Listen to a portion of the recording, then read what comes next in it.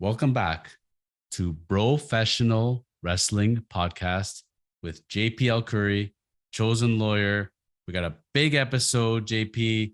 We're back again. We got to jump into this one. So today we're talking about triangles and four pillars. There's a lot going on in the world of wrestling. So let's get right into it. Hot rumors going on because Judgment Day, you opened up Pandora's box. You were talking last week about Finn Balor and his time being done on Judgment Day and what's going to happen. Well, there's rumors that there's love triangles and all sorts of angles that could be going on over there. Absolutely, lots going on. It all started from the stare down on Raw, where you had Judgment Day standing right next to the Bloodline, and for some reason, Rhea couldn't take her eyes off of Mr. Solo. They were very, very tuned into each other. So that's how the rumors started taking off. Now, where do you see this heading? Well, you know that I'm a very big fan of the whole concept of Solo eventually taking over the bloodline, Solo jumping in and gonna go take on Roman Reigns. I think that would be an amazing matchup. That's where we're going through. But how are we gonna do that? Well, Solo and Rhea Ripley falling in love could be an angle, and then we bring Solo into the Judgment Day, kick out Finn Balor, but now you got Solo and Dom fighting over Rhea. That's one angle. Yep. You know, when I saw it, I didn't see their stare down necessarily as a lovey-dovey thing. I saw it more as trying to intimidate one another and get in each other's heads. But should this turn into a love story, I agree with you. I think it can definitely kick off with Dom struggling to keep Rhea. And I thought a very funny twist would have Dom kind of booted out of Judgment Day and him seeking help from his dad to help him with his emotions and help bring him back to who he was, ultimately to turn on him, which could then work into an LWO thing, right? An LWO angle. See, I would think we could need. I can agree with Dom losing his mojo. He becomes Solo's helper, I guess, and he's carrying Solo's bags. Then we bring in Vicky Guerrero and Chavo Guerrero and inspiring him that way that Eddie wouldn't put up with that if somebody did that to Mamacita, China. Yeah. And so I would see that route perhaps, and Dom getting his mojo and then turning on Ray still. But Solo is an interesting one because when he was looking at Rhea, I didn't know if they wanted to jump in the bed or jump in the ring. I thought it was also more of an intimidation factor. But with the memes going on with that, there's something there. I am very intrigued with Solo and Rhea are at the same level. Like they are the epitome of like the top echelon, And you combine Solo and Rhea, Dom's looking weak, Ben's looking weak, Damian is barely holding his own. I love Damian Priest, but they job him out too much, unfortunately. So I see that one route. Another one I want to throw you one at is, Rhea has a real life partner, and it's not Dom Mysterio. Do you know who it is? Can you tell me, buddy? For a guy that looks really intimidating, I have no idea why he's so fascinated with the name Buddy. But when he's not Buddy Matthews, he's Buddy Murphy. And being part of the Dark Order, walking around with a championship belt around your neck, I don't see Buddy. Like, I can understand if it was a Cocker Spaniel, like, hey, buddy, come on, buddy. Not a 6'7" giant dating Rhea Ripley. But regardless of the choice of names, if he's going to come back to WWE at all, and I don't think he should leave the House of Black. I think it's a really good gig for him. I think they're all good there together. Except you bring him back. You got to bring back the whole House of Black. I just saw this. You got to bring back the whole House of Black, have Rhea Ripley leave Judgment Day, go to the House of Black, and be with her real life partner. And then Judgment Day becomes Damage Control. Oh, Yeah, that would definitely put them in. I If they lost Rhea right now, I think that whole clique is done. To be honest, she is the whole club. So that would be a very interesting angle to explore. Um, from House of Black, I would like to see Julia Hart actually either come over because she's doing a really fantastic job building herself up. I see her as like Alexa Bliss 2.0. Like she's just working her way up the ladder, and I think she's got a lot of potential. She's really, really good. So you bring the House of Black back, and you Hmm. have Buddy Matthews wrestling against Buddy Matthews, and Julia Hart coming to the ring, and Rhea's not impressed with this at all, and then she turns on Julia Hart, and then again joining the House of Black, which you can't call them the House of Black. Then I guess you're gonna call them Maison House of Noir. Noir. Maison Noir, but the copyright people should be happy with that. Yeah. But either angle, I would say if I had a preference, it's Solo. Solo and Rhea would be completely unstoppable. They'd obliterate everyone. But if you're not going to go with that route, bring in your real life partner, it's still better than Dom. I love Dom, don't get me wrong, but without having him stabilized and being more of the head of a faction, I think he's going to drown really quickly.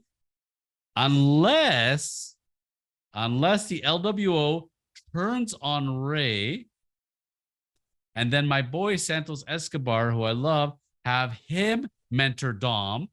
And it was really a whole thing for show where really they're really not the LWO. They go back to Legado del Fantasma, and he's back in the drug dealing suits and the shades, and have Dom with them and Santos and Dom as a tag team. I like that. What do you think about that? I think that would work, but I'd probably change the team to represent more of Dom's jailbird side. So maybe do that, like ex-convicts type of role, given if they are in drug dealer suits and Dom being the jailbird that he is. I think that might work. Like a new click or something that way Okay. too for him. But he would fit because really, let's be honest, his LWO thing is not going really well for them, unfortunately. I think they were actually stronger as Legado del Fantasma, and they had kind of because Santos, had that presence. He was the head of the group. Now they're more like, yay, Ray, yay, like it's just it's not going. It's not going. It's getting kind of cheesy. I would like to see LWO turn on Ray. That would save Dom getting out of there. But what are we going to do with Finn? So Finn, you already had a plan for him. Let him go over with AJ Styles. I Yeah, guess with the Damian both. Priest can come join LWO as well. Yeah, why not? Why not? Everybody needs a Bring faction. in Bad Bunny too, man.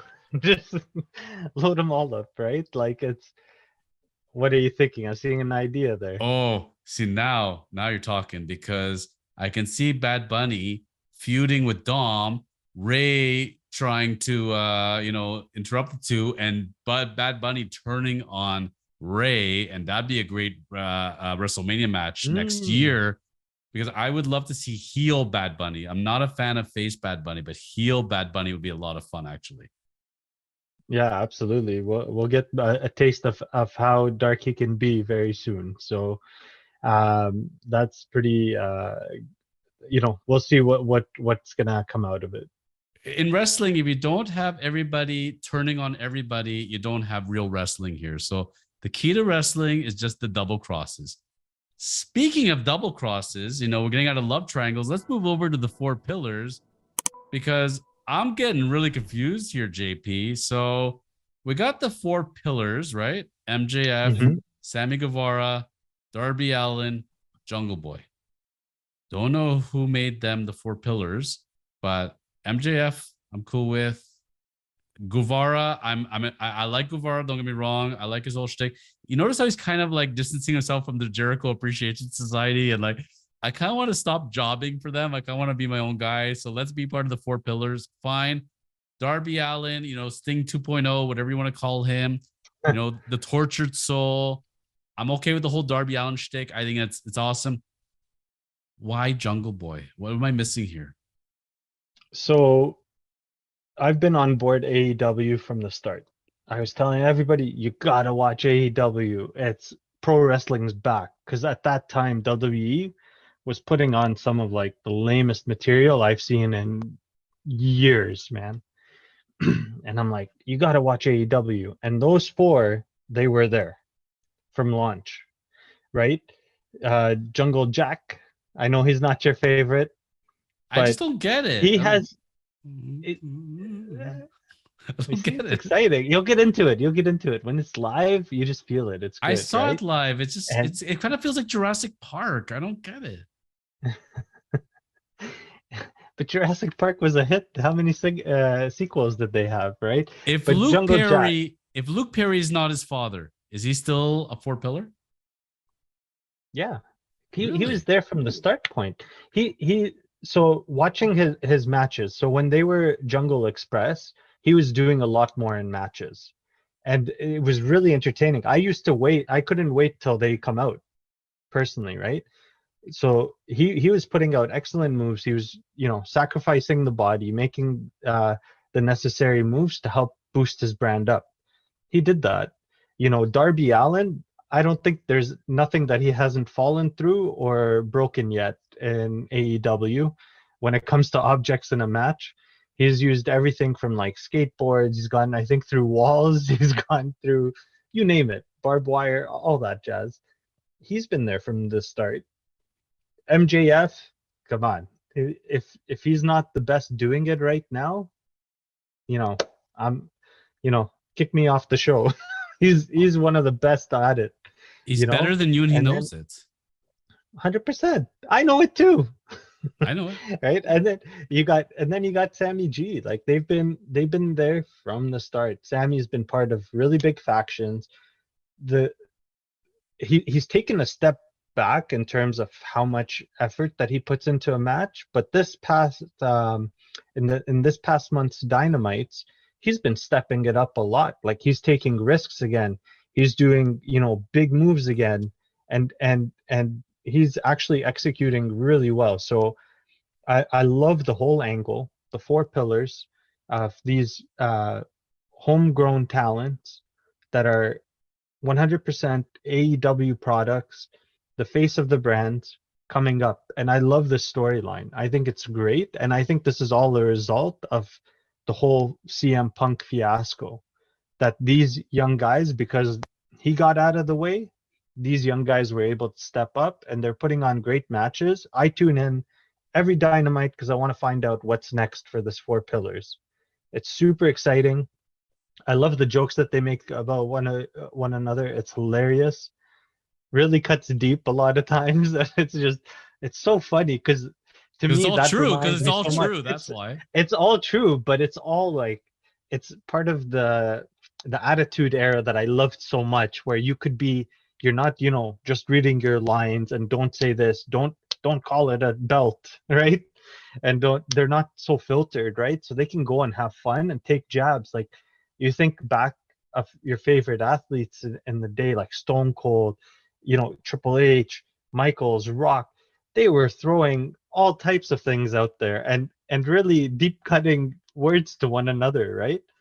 But that helped build it up. And I think they're doing that here. And nobody's shining brighter than MJF right now. That guy is next level. Like he's just crushing it.